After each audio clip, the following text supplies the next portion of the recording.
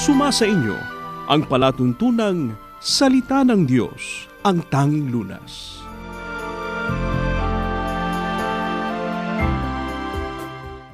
Magandang araw po muli sa inyong lahat, mga giliw po naming taga-subaybay. Muli pong sumasa inyo ang palatuntunang ito, ang Salita ng Diyos, ang tanging lunas. Pinakahangad po namin na kayo pong lahat ay nasa mabuting kalagayan. Tayo po ay nagpapasalamat sa ating Panginoon Diyos sapagkat namamalagi ang ating buhay at ang ating pong kalakasan. Sa kabila man ng maraming mga problema at mga alalahanin na ating nasasagupa araw-araw, huwag po tayong mag-alala sapagkat meron tayong Panginoon Diyos na laging nakahandang tumulong sa atin at sa pamamagitan po ng kanyang mga salita ay malulunasan ang ating mga alalahanin at mga suliranin. Ang ipaglilingkod po namin sa inyo ngayon ay meron pong kinalaman sa ating mga pangarap sa buhay. Natural po sa tao ang magkaroon ng mabubuting pangarap para sa kanyang sarili o kaya ay para sa kanyang mga mahal sa buhay, para sa kanyang pamilya. Halimbawa, kaya po nagsisikap ang mga magulang sa kanila pong paghahanap buhay. Ang pangarap nila ay mabigyan ng mabuting edukasyon ang kanilang mga anak. Sa pag-asa ng mga magulang na ito ang magiging daan sa pagkakaroon po nila ng magandang kinabukasan. Wala po namang masama dyan. Sa panig po naman ng mga kabataan o ng mga anak, ay marami din ang nagsisikap na makatapos ng kanilang pag-aaral sa kagustuhan nila na matupad ang kanilang magagandang pangarap. Ang mga naghahanap buhay naman na ay ganon din ang kanilang ginagawa. Nagpapakasipag para matupad ang pangarap nila na umasenso sa buhay. Subalit gaya po ng ating nalalaman at nasasaksihan, hindi po garantiya na dahil sa ang tao ay nagsisikap, ay matatamunan niya ang mabubuti at magaganda niyang pangarap sa buhay. Marami na po ang nabigo, kahit pa nga ang mga taong nagtataglay ng iba't ibang katangian, sapagkat ano man po ang katangian ng tao, namamalagi ang katotohanan na meron pong hangganan o limitasyon ang kanyang kaalaman at kakayahan. Kaya kung meron tayong dapat na sangguniin at sundin para makatiyak na makakamit po natin ang mabubuti nating mga pangarap, ito po ay ang mga salita ng Diyos na nakasulat sa Biblia.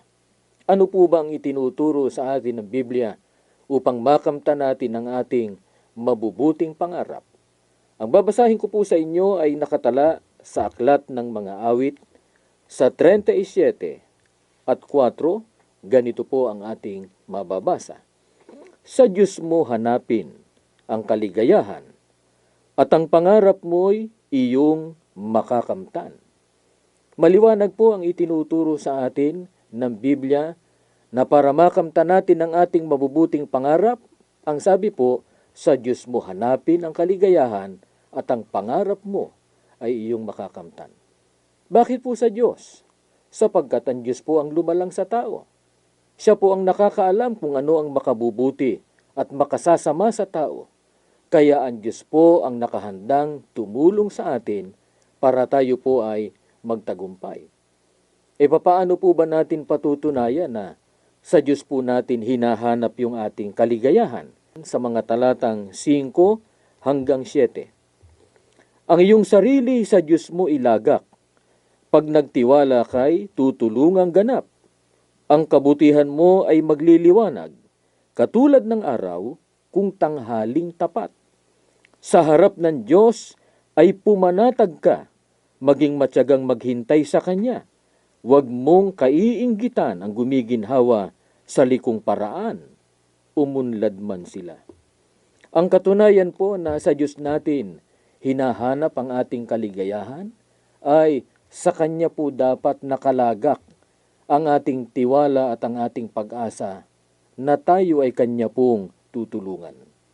Ano po ang ating maaasahang tulong mula po sa ating Panginoon Diyos? Ang sabi po sa Biblia, pag nagtiwala kay, tutulungang ganap. Kaya pagka nagtiwala tayo sa Diyos, makakaasa tayo ng Kanyang pagtulong. Sapat po ang tulong na ipagkakaloob sa atin ng Diyos para sa ating mga pangangailangan. Paano po naman natin patutunayan na sa atin pong Panginoon Diyos nakalagak ang ating buong pag-asa at ang atin pong pagtitiwala habang hindi pa natin tinatanggap ang kanyang pangakong tulong? Ang sabi po sa atin, sa harap ng Diyos, pumanatag ka, maging matyaga na maghintay sa Kanya. Sa makatwid, ang nagtitiwala po at umaasa sa Diyos ay panatag ang kalooban. Natutuparin ng Diyos ang Kanyang pangakong tulong. Hindi siya nag-aalinlangan, siya po ay matyaga, hindi po mainipin, hindi siya naiinggit sa mga taong gumagawa ng liko at masama. Kahit pa nga nakikita niyang umuunlad yung mga taong yun at gumiginhawa. Bakit po ang nagtitiwala at umaasa sa atin pong Panginoon Diyos ay hindi po naiinggit sa masama? Kahit pa nga nakikita niyang sila'y umuunlad at gumiginhawa. Pakinggan ninyo dito po sa Aklat pa rin ng Awit sa 37, sa 16 hanggang 20. Kahit kakaunti ang salaping hawak ng taong matuwid, pagkat naghihirap, mahalaga ito sa yamang santambak ng mga masama. Buuhin man lahat, pagkat ang masama'y papanghihinain, ngunit ang mabuti ay kakalingain. Iingatan ng Diyos yaong masunurin, ang lupang minanay di nababawiin. Kahit na sumapit ang paghihikahos, di mararanasan nila ang magdahop. Ngunit ang masamay pawang mamamatay, kaaway ng Diyos, tiyak mapaparam, tulad ng bulaklak at mga halaman, para silang usok na paiilan lang. Ano po ang prinsipyong itinataguyod ng mga tao na lubos na umaasa at nagtitiwala sa Diyos? Kaya kailanman ay hindi po sila matutukso na gumawa ng masama. Kahit anya kakaunti ang salaping hawak ng taong matwid, kahit pa nga naghihirap, mas mahalaga ito sa yamang santambak ng mga masama, kahit buuhin pang lahat yan. Ano ba ang sasapitin ng mga gumagawa ng masama? Ang sabi sa atin ng Biblia, ang masamay papanghihinain. Ngunit ang mabuti ay kakalingain ng Diyos, iingatan ng Diyos, yaunan niyang masunurin. Kaya napakalaki po ng pagkakaiba ng kapalaran ng mga taong matwid na umaasa at nagtitiwala sa ating Panginoon Diyos kaysa doon sa sasapitin ng mga taong masama. Ang masamay tiyak na mapapahamak, hindi lamang sa buhay na ito, kundi lalo na po sa araw ng paghuhukom, sapagat ituturing ng Diyos na kaaway niya. Samantalang ang mga taong matwid na nagtitiwala sa Diyos ay makaaasa sa tulong niya para matupad ang kanilang mabubuting mga pangarap sa buhay. Magbabalik po kami, makaraan lamang po ang ilang paalaala ng ating himpilan. Nakikinig kayo sa Iglesia ni Cristo Radio, DCEM 954, ang tinig ng katotohanan.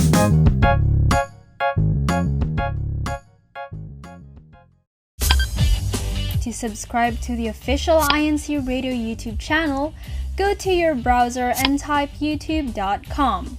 Search for INC Radio at the search bar and make sure to click on the subscribe button.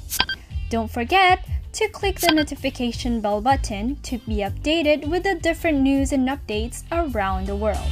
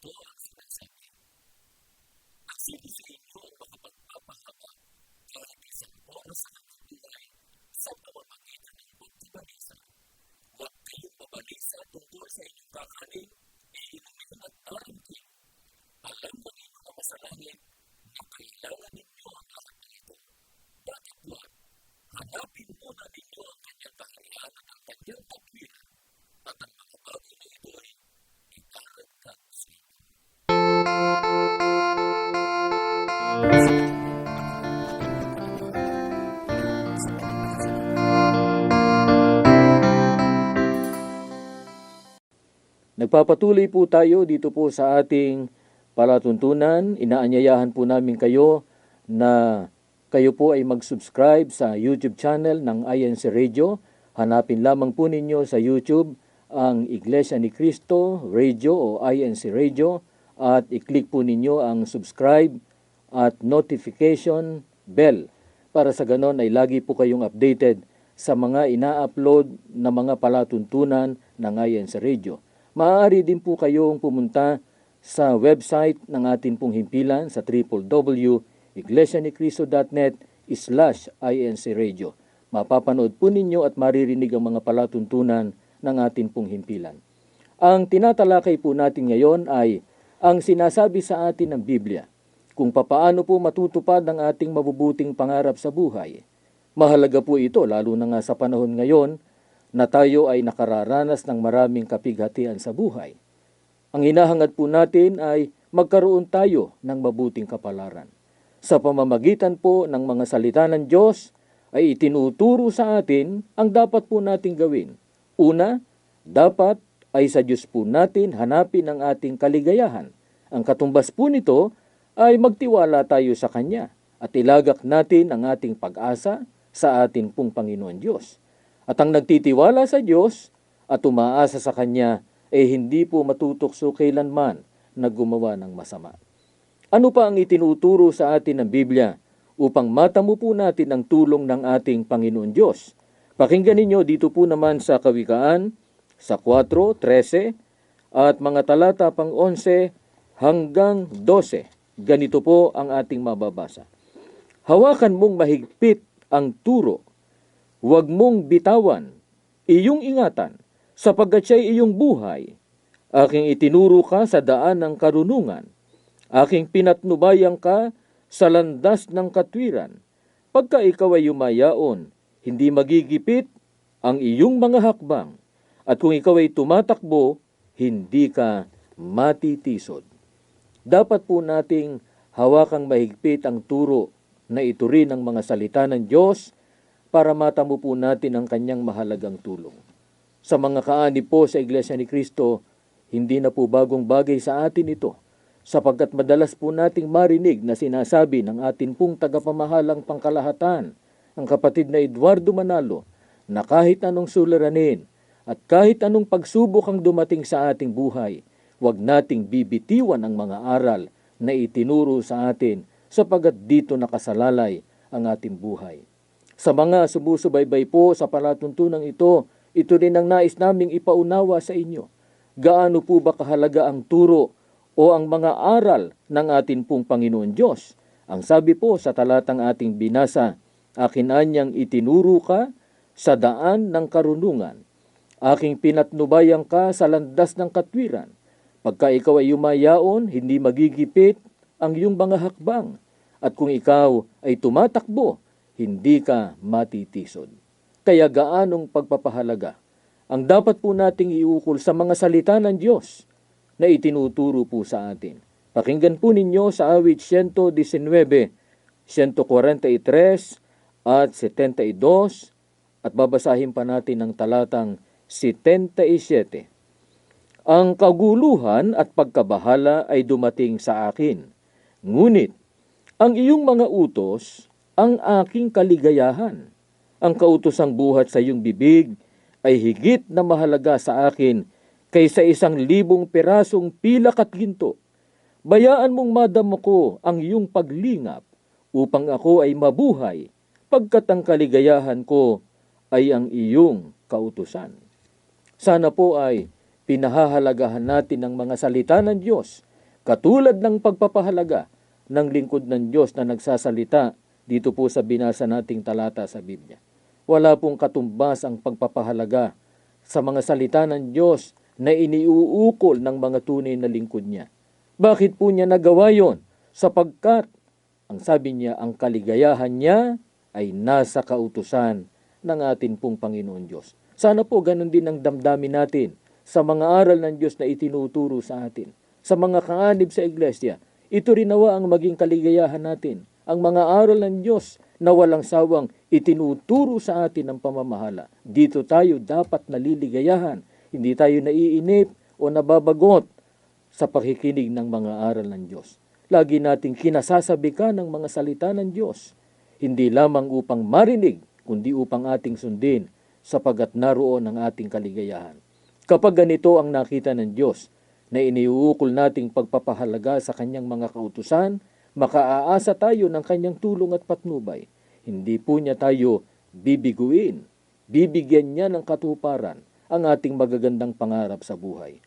Sa kabilang dako, ano po naman ang sasapitin ng tao kapag hindi po pinahahalagahan ang mga salita o mga aral po ng ating Panginoon Diyos. Dito po sa Kawikaan sa 1:22 at 23 hanggang 28, ganito po ang ating mababasa. Hanggang kailan kayo mananatiling mangmang? Kung kayo lamang ay nakinig sa aking mga babala, sana'y ibinukas ko sa inyo ang aking puso at ipinaunawa sa inyo ang aking kaisipan. Ngunit tinanggihan ninyo ako nang ako'y tumawag at di pinansin ng ilahad ko ang aking kamay. Ipinagwalang bahala ninyo ang lahat ng payo ko at tinanggihan ang aking mga paalaala. Kaya pagtatawanan ko ang inyong kasawian, lilibakin ko kayo sa inyong kapahamakan. Kapag ang kapahamakan ay humampas sa inyo na parang bagyo at ang pagdarhop ay umihip na parang ipo-ipo, kapag pinagharian kayo ng kaguluhan at bagabag, tatawagin nila ako, subalit hindi ako sasagot. Hahanapin nila ako, ngunit hindi ako masusumpungan. Ito po ang ibinabala ng Diyos na sasapitin ng mga hindi po nagpahalaga sa kanyang kautusan. Ang sabi ng Diyos, pagtatawanan ko ang inyong kasawian, lilibakin ko kayo sa inyong kapahamakan. Paano po kung manalangin sila tumawag sa Diyos? Ang sabi rin ng Diyos, tatawagin nila ako, subalit hindi niya ako sasagot. Hahanapin nila ako, ngunit hindi ako masusumpungan. Sa makatwid, wala pong maaasahang tulong mula sa Diyos. Yung mga nagwawalang bahala o hindi po nagpapahalaga sa kanyang mga kautusan. Ayaw po nating mangyari po ito sa atin, ang ganitong kasawian. Lalo na nga sa panahong ito na nagdaraan tayo sa maraming mga pagsubok, mga suliranin at mga kapighatian sa buhay. Ngayon po natin lalong kailangan ang mahalagang tulong ng ating Panginoon Diyos. Dapat po ba nating isipin na isang mahirap na bagay ang makasunod sa mga aral ng atin pong Panginoon Diyos? Pakinggan po ninyo ang pahayag po sa atin dito po sa Filipos sa 2 at ang talata po ay 13. Ganito po ang nakasulat.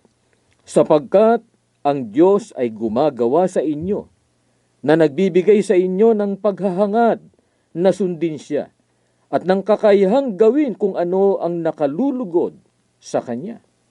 Hindi po natin dapat isipin, mga giliw po naming taga-subaybay, na isa pong mahirap na bagay ang pagsunod sa mga aral ng Diyos. Bakit po?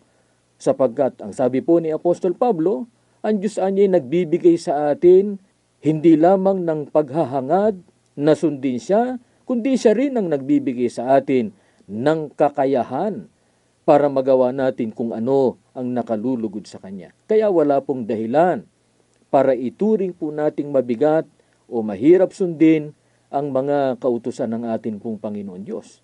Kailan po ba magiging magaan para sa atin ang pagsunod sa mga kautusan ng atin pong Panginoon Diyos? Pakinggan po ninyo dito po sa unang Juan sa 5:3. Ganito po ang nakasulat. At hindi naman mahirap sundin ang kanyang mga utos. Yan ang tunay na pag-ibig sa Diyos, ang sundin ang kanyang mga utos. Kapag katunay po ang pag-ibig natin sa ating Panginoon Diyos, hindi po magiging mahirap, bagkus ay magiging magaan para sa atin ang pagsunod sa kanyang mga utos. Kaya patunayan po natin sa Diyos na tunay ang ating pag-ibig sa Kanya. Hindi po sa pamamagitan ng salita lamang, kundi sa pamamagitan po ng pagsunod sa Kanyang mga utos. Habang patuloy po natin itong sinusunod, lalong lumalaki ang ating pag-asa na magtagumpay sa mabubuting pangarap po natin sa buhay. Kaya pagsikapan po natin na laging masunod ang mga kalooban ng Diyos, nakasalalay po sa gagawin nating pagpapahalaga sa mga kautusan ng ating Panginoon Diyos ang ikapagtatamo po natin ng mabuting kapalaran, hindi lamang sa buhay na ito, kundi lalo na po sa darating. Muli po maraming salamat sa inyong pagsubaybay. Maglaraos tayo ng isang panalangin sa atin pong Panginoon Diyos. Ama namin Diyos, maraming salamat po. Narinig namin ang iyong mga payo. Sana po maging gabay namin ito upang magkaroon kami ng mabubuting kapalaran. Ang magagandang mga pangarap po namin ay magkaroon ng katuparan sa pamamagitan po ng iyong mahalagang tulong. Nangangako po kami, pahahalagahan namin, susundin namin ang iyo pong mga kalooban. Mamalagi nawa ang iyong awa sa bawat sambahayan. Ingatan mo po kami sa mga pagkakasakit. Pagpalain mo po ang buong iglesia sa pangunguna ng pamamahala. Hinihiling po namin ang lahat sa pangalan po ng aming Panginoong Hesukristo. Amen.